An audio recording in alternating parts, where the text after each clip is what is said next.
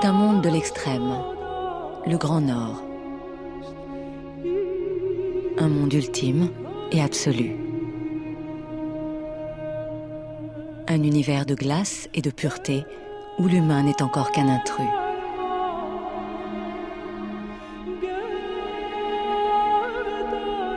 Sur ce territoire règne un maître incontesté.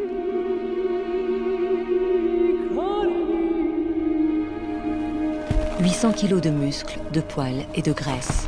Le plus grand carnivore terrestre, l'ours blanc. Il en subsisterait seulement 22 000 à travers la planète.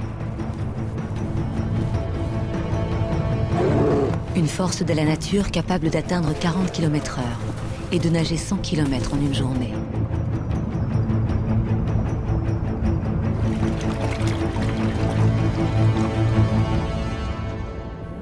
À la sortie de l'hiver, l'ours polaire part à la chasse.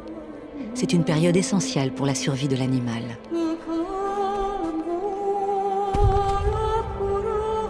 Son festin, ce sont les bébés phoques sur la banquise, ce qu'on appelle les blanchons. L'ours recherche la viande, mais surtout la graisse du phoque. Il doit reconstituer sa propre couche de graisse qui augmente sa protection thermique.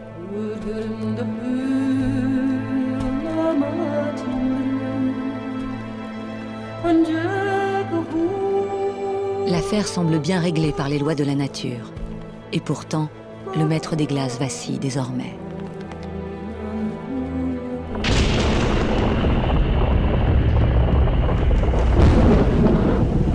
L'ennemi est sournois et inattendu. C'est le réchauffement climatique et la fonte des glaces. L'activité humaine et l'effet de serre ont fait grimper ici le mercure 2 fois plus vite que dans le reste de la planète. Et la banquise, gelée dans le temps par des milliers d'années, voit progressivement ce qui la faisait vivre commencer à fondre. Pour l'ours polaire, c'est une catastrophe. Des hivers plus chauds, des printemps précoces. La banquise, son territoire de chasse, se réduit progressivement. Sans banquise, pas de phoques, pas de graisse, et donc pas de réserve pour l'ours. La maigreur et la mort à coup sûr. À ce rythme, selon certaines études, l'ours polaire pourrait disparaître d'ici 100 ans. La nature est donc un ensemble d'interactions et d'équilibres instables. Ce qui affecte l'ours affecte aussi l'homme. Mais le réchauffement climatique n'est pas la seule menace.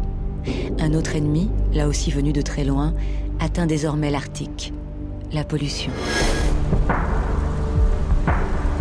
À des milliers de kilomètres du Pernavik, les pays industrialisés rejettent dans l'air et dans les eaux des pesticides, des métaux lourds, du mercure.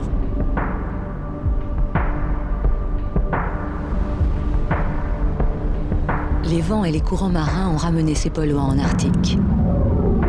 La concentration en substances toxiques est énorme dans les eaux et dans le plancton du Grand Nord.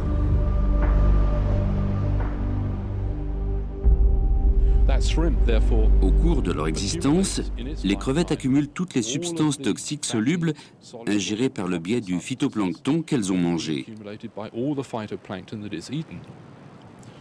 Et un beau jour, ces crevettes sont mangées par un poisson. Et le poisson, lui, nourrit le phoque.